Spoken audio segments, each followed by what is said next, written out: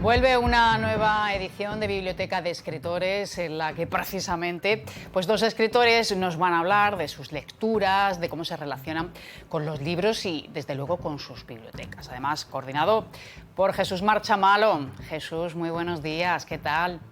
Pues nervioso, muy buenos días, porque me parece siempre un milagro esto de la tecnología. Hace tiempo que ya con el final de la pandemia nos hemos desacostumbrado a las reuniones de Zoom y siempre tengo la sospecha de que algo va a ir mal, así que espero que se quede únicamente en sospecha. Un gusto estar con vosotros, naturalmente. Pues un placer. Llegamos a la cuarta edición de este ciclo maravilloso. Siempre se dice que por sus obras conoceréis a alguien, ¿no? Y en este caso es por cómo se relacionan con los libros y con sus bibliotecas, ¿no? Sí, la verdad que hay algo, una vez me preguntaba alguien, me decía, pero hay un poquito de cotilleo en esto de entrar en casa de los escritores y ver cómo tienen los libros, las estanterías, sus lecturas, y hay mucha curiosidad, porque de alguna manera, digo que es algo que te da mucha curiosidad porque entiendes que en los libros, en sus lecturas, en cómo se relacionan con ellos, hay algo de ese secreto de su literatura, ¿no? De modo que ver la biblioteca de un escritor es ver también el origen de sus libros, de todo lo que ha escrito, de sus novelas, etcétera. ¿A ti qué es lo que más te llama la atención? Hablabas de ese cotilleo, bueno, al final es Claro, inevitable, claro. ¿no? De todas las Sí. bibliotecas que has conocido, al final cuando entras, bueno, ¿qué te impacta más? Pues mira, te impacta la certeza de que cuando tú tienes libros en casa, visitar la biblioteca de un escritor te hace sentir en un lugar familiar, ¿no? He visitado bibliotecas grandes, bibliotecas pequeñas, bibliotecas ordenadas, bibliotecas desordenadas, y en cada una de ellas encuentras algo que tiene que ver con tu biblioteca y con tu manera de entender los libros. Quienes tenemos libros en casa entendemos enseguida las bibliotecas de los demás. Bueno, nos habría encantado ver la tuya, estamos viendo un rinconcito, me parece que es tu Sí, casa, ¿no? sí, Y ese bueno, rinconcito ordenado que tengo en casa y que utilizo para las conexiones de Zoom. bueno, muchas veces esos rincones desordenados también dicen Sí. mucho, ¿no? Bueno, un desorden también, cuidado, ¿no? Porque también hace sospechar un poco, ¿no? Esas bibliotecas en las que todo está, pues, milimétricamente, pues, establecido, ¿no? De cara un poquito a Sí. la galería. Claro, mira, mañana entrevistamos, charlaremos con Luis Mateo Díez, es uno de nuestros escritores imprescindibles, que nos va a contar, mira, lo tengo aquí anotado porque estoy terminando de preparar las preguntas, nos va a contar cómo se desbarató su biblioteca, cómo él tenía una biblioteca como la que mencionas, ordenada, cuidada, por orden alfabético, colocada por orden alfabético, y nos va a contar cómo en un momento de su vida se desbarató y nos va a presentar una biblioteca caótica y absolutamente desordenada que es la que tiene ahora, ¿no? Así que sí hay algo de sospecha en esas bibliotecas ordenadas porque de alguna manera intuyes que hay un poquito de falsedad en tanto libro colocado en su sitio, ¿no? Pues vamos ya a eso, a hablar de estos dos autores. Son, bueno, de dos generaciones totalmente diferentes, dos perfiles súper interesantes, ¿no? Como es Luis Mateo Sí, y sí. Mario Obrero. Vamos con Luis Mateo. Háblanos un poco de su trayectoria vital y también Bueno, profesional. pues Luis Mateo es uno de los grandes, grandes. Es dos veces Premio Nacional de Literatura, dos veces Premio Nacional de la Crítica, es Premio Nacional de las Letras Españolas y uno de los candidatos de estos últimos años al Premio Cervantes. Cada vez que se da el Cervantes, su nombre suena de manera reiterada. Es, bueno, es un gran conversador, es académico desde hace más de 20 años, académico de la lengua. Siempre es un gusto escucharle porque busca siempre la palabra, el término preciso que define lo que quiere decir y la verdad que nos divertiremos mucho con él porque tiene un enorme sentido del humor y es un gusto siempre escucharle, ¿no? Esto lo hacemos mañana en Marbella y dentro de un mes hablaremos de Mario Obrero. Mario Obrero es una de las jóvenes promesas y de las voces más originales de la poesía reciente española y tiene, no sé si tiene 19, 20 20 años, años, es creo. premio 20, sí, no sé, cada vez tiene menos además. Va descumpliendo. Cada vez que hablas con él es más joven todavía. Recuerdo, siempre lo cuento, que cuando le dieron el premio Loewe Joven por un libro de poemas, claro, hace ya unos años, le llamábamos los periodistas y muy bajito nos contaba, no puedo hablar ahora que estoy en el instituto. Y eso nos hizo mucha gracia porque, claro, nos hizo cobrar conciencia de lo inmensamente joven que es y lo original, lo luminoso, lo conocemos todos de la radio, de la televisión, es uno de los divulgadores jóvenes más interesantes y nos encantará visitar su biblioteca que yo todavía no he visto, Ah, ¿no la has pero visto que todavía? todavía no, lo dejo siempre todo para el final para llevármelo reciente. Bueno, quizás sea la biblioteca de sus padres, ¿no? Porque tiene 20 años, comenzó a escribir con solo 14, como decías, Con ganó 14 el premio Loewe, bueno, la persona más joven, ¿no? Al final en sí, sí, ganarlo. sí. Bueno, y de hecho está estudiando, ¿no? Porque tiene una beca también en la Sorbona, creo. Está estudiando, estuvo en la Sorbona, estudia filología que compagina hasta hace poco con la presentación de un programa en la televisión, Un País para Leerlo, en la 2 de Televisión Española, sus colaboraciones en prensa, en la radio, de modo que es alguien también muy singular y nos encantará ver qué hay detrás de sus lecturas y cómo es la biblioteca de alguien tan joven. Por lo tanto, dos propuestas muy diferentes esta vez en el ciclo y dos invitados irrepetibles. La verdad que son los dos absolutamente luminosos, divertidos y especiales, así que ya digo que está asegurada la diversión y la curiosidad con los dos. En el caso de Mario vas un poquito más a ciegas porque lo conoces menos. No sé si para ti es más fácil, ¿no? Haberte adentrado y conocer muchísimo o, bueno, enfrentarte a lo desconocido. Siempre que vas a una biblioteca llegas a ciegas porque es un proyecto en el que llevo trabajando yo creo que 11 o 12 años. Ahora hay algún periódico que tiene una sección sobre bibliotecas de escritores, siempre muy breve, suele ser en vídeo y son nada, 5 o 10 minutos sobre la biblioteca. Pero recuerdo haber ido a ciegas siempre, porque no sabes lo que te vas a encontrar. Y recuerdo esa tensión de ir apenas con un cuaderno, una cámara de fotos y un bolígrafo, sin absolutamente ninguna documentación y con el encargo este del que hablábamos al principio, ¿no? Conseguir desentrañar, conseguir entender, conseguir explicar lo que esconde esa manera de relacionarse el invitado con los libros. Siempre es un hallazgo visitar una biblioteca y la verdad que me encanta esa primera visita a la biblioteca de alguien a quien descubres a través de sus libros. Bueno, por este ciclo han pasado grandes profesionales, como por ejemplo Rosa Montero, Elvira Lindo, Julio Llamazares. Yo no sé si hay alguien que se te resiste, que tienes mucho interés y que todavía no has conseguido. Mira, he visitado yo creo que 60 bibliotecas porque las voy contando de 20 en 20 porque son las que caben en un libro, ¿no? Hay dos libros y otro que está en preparación, de modo que he visitado 60 bibliotecas y yo creo que he visitado las de cualquier escritor que te pueda venir a la cabeza. Está Marta Sanz, Clara Janés, Clara Sánchez, Pérez Reverte, el recordadísimo Javier Marías, que fue una de las primeras que visité y fue una experiencia también inolvidable, ¿no? Bernardo Achaga. Pero ahí siempre me vienen a la cabeza dos nombres, y efectivamente, como decías, Julio Llamazares, Rosa Montero fue el año pasado, Jesús Carrasco nos habló de su biblioteca también ahí en Marbella, y hay dos nombres que siempre se me han escurrido. Eduardo Mendoza, que tiene fama de conservar poquísimos libros en casa, porque él mismo comenta que le encanta la lectura, pero que detesta compartir su vida con los libros, de modo que en cuanto lee un libro y ya no lo necesita, intenta deshacerse de él. Y habla de grandes aventuras porque no es tan fácil deshacerse de un libro. Dice que a veces lo deja en el cine cuando va en el asiento de al lado o lo deja en un banco distraídamente y dice que le ocurre a menudo que alguien le persigue, señor, señor, que se ha olvidado usted el libro en el asiento de al lado del cine, con lo cual tiene que volver a fingir que se le olvida en otro lugar. Siempre que he hablado con él me ha dicho, sí, hombre, claro, lo hacemos, encantado, pero luego nunca ha facilitado la posibilidad de visitar esa biblioteca suya.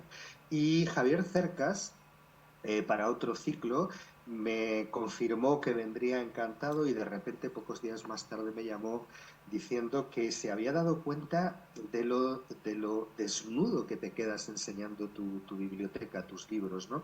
De esa parte de intimidad que tiene que ver con la biblioteca y que de repente se había sentido muy apurado y que necesitaba tiempo para pensarlo. Creo que de esto hace 2 años y todavía lo debe seguir pensando y desde luego en cuanto nos deje nos encantará ir a su casa a ver cómo tiene los libros ordenados y qué hay de ese apuro que le da enseñar. Bueno, esta biblioteca a mí me encantaría desde luego conocerla y seguro que si insistes un poco más al final lo consigues. Bueno, pues tenemos mañana el inicio de este ciclo, 27 de octubre, y el 1 de diciembre tenemos el segundo. Pues no hay que perdérselo, una cita muy interesante y bueno, desde luego dará mucho de lo que hablar. Jesús Marchamal, un placer, muchas gracias. Muchísimas gracias, un placer que todo haya ido bien con la tecnología, que salga la parte ordenada de mi casa. Oye, y un abrazo a todos los asistentes. Desde hace 4 años llenamos cada vez que vamos con un escritor el hospitalillo y es un gusto llegar y ver a tanta gente interesada en las bibliotecas y en las conversaciones que mantenemos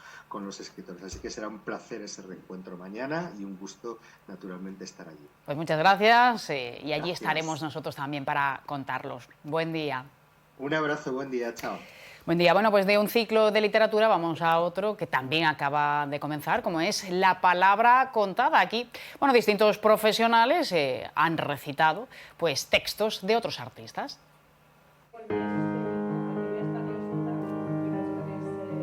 A la gente lo que le gusta es relativizarse y echarse estas cosas. Y es la primera vez que igual que iba a decir que iba a tener éxito, esto tiene su consigna, su compromiso a los lectores empedernidos, así que adelante. Estamos en la segunda edición, el segundo año del ciclo La palabra contada, que es una agora abierta a aquellos lectores empedernidos a los que nos une pues el amor a los libros, a la biblioteca, a la literatura. Y al igual que hicimos en la primera edición el año pasado, cada mes, abrimos este octubre, vamos a invitar a gente conocida de nuestra comunidad, de distintos ámbitos, para que nos hablen de sus preferencias literarias. El nexo entre ellos, el nexo común, es eso, el amor a la literatura, el amor a la lectura, la oralidad, los libros. Y hemos escogido 3 ámbitos literarios bien distintos. Por un lado, la poesía, con Agustín Hervás, aunque él nos vaya luego también a compartir alguna de sus lecturas predilectas. Luego tenemos la lectura dramatizada, lo que sería el teatro, que nos cuenta un poco de qué va, y lo vamos a hacer con un actor local, que es nuestro Antonio Coca, muy implicado en la vida cultural y deportiva de la ciudad. Y por último tenemos, es una estrella invitada porque ella es Yolanda Guerrero. Ella trabajó vinculada al diario El País durante cerca de 30 años, vive entre nosotros en Estepona y acaba de publicar su segunda novela, El día en que mi madre conoció a Audrey, por Audrey Hepburn, ambientada en parte en la Costa del Sol y en Marbella en particular, que además ha sido publicada recientemente por Plaza y Janés. Será un gusto escucharla con su libro y con su lectura predilecta. Yo creo que voy a hacer algo diferente porque dentro del mundo cultural Concha Monte me llamó para el tema dice, te quiero como en tu faceta de actor. Entonces vamos a hablar un poquito de lo que es la lectura dramatizada en el mundo de la interpretación, tanto del teatro como del cine, de la publicidad. Y la experiencia que yo he vivido y las prácticas que yo tengo de ensayo, etcétera. Eso es lo que vamos a hablar aquí un poquito hoy. Pues primero con mucha ilusión, porque es la primera vez que participo en un acto así en una biblioteca de Marbella y la verdad es que pues venimos a hablar de libros y a leer libros y a hablar de aventuras que hemos tenido con los libros y procuraré pues explicar alguna que me haya ocurrido y si alguien tiene alguna pregunta también estaré encantada.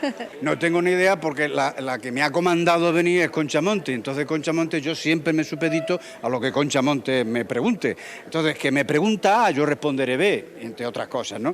Luego creo que recitaremos algo de las últimas cosas publicadas, hay un libro entrañable al que se supone que tenemos que atender y por mi parte va a ser súper entrañable y súper divertido porque nadie se lo espera lo que yo traigo aquí esta tarde, ¿no?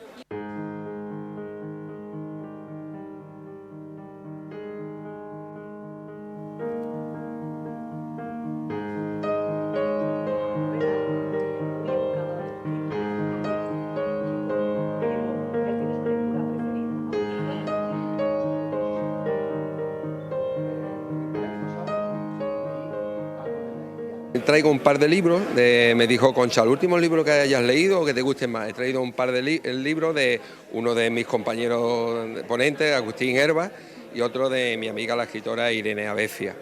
Pero ella creo que tiene un texto que me los quiere dar de una obra antigua y quiere que haga aquí una lectura dramatizada. Sí, voy a realizar una lectura de, bueno, posiblemente de mi libro, de la última novela que he escrito, y también me gustaría hacerlo de una de los libros que más me han marcado en la vida y que es uno de mis favoritos, además del Quijote, que es 100 años de soledad, de García Márquez. Tengo dicho, escrito y puesto en las redes sociales que esta tarde nos vamos a emocionar. Primero, por ser la primera convocatoria de este año que Concha Montes nos procura. Y segundo, porque lo que vamos a decir los tres va a ser absolutamente emocionante. Y eso va a ser importante. Pues la verdad es que hay veces que me siento como fuera de mí misma cuando leo algo que he escrito yo. E intento encontrar, porque no he leído, cuando uno escribe no lee lo que escribe en voz alta, no lo lee en voz alta. Entonces cuando lo teatralizas, ¿no?, que es lo que vamos a hacer aquí, cuando lo vamos a poner en voz con sonido, hay veces que me parece que es algo extracorpóreo, ¿no?, que como que no lo hubiera escrito yo. Es muy interesante esa experiencia. Cada vez que me piden que lea algún párrafo de la novela, a veces me siento como si realmente no lo hubiera escrito yo. Es muy interesante.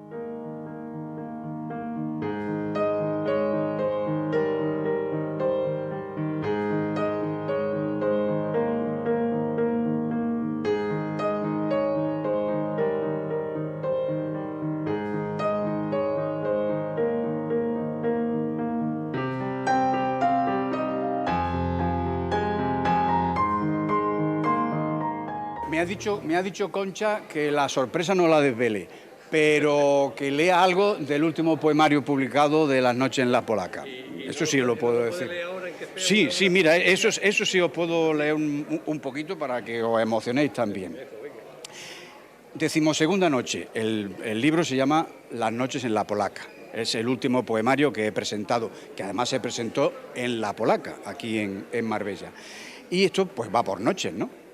12ª noche. Hay momentos que soportan los recuerdos que van haciendo los días. Las horas pesan como el plomo y todos los karmas del mundo chocan contra los planetas del universo.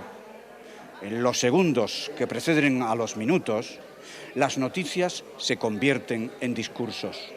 Allí estaba yo como casi cada noche esperando el milagro de los ángeles, fijo en la botella verde, lleno de recuerdos imposibles y de imágenes rotas por un reverberante cristal.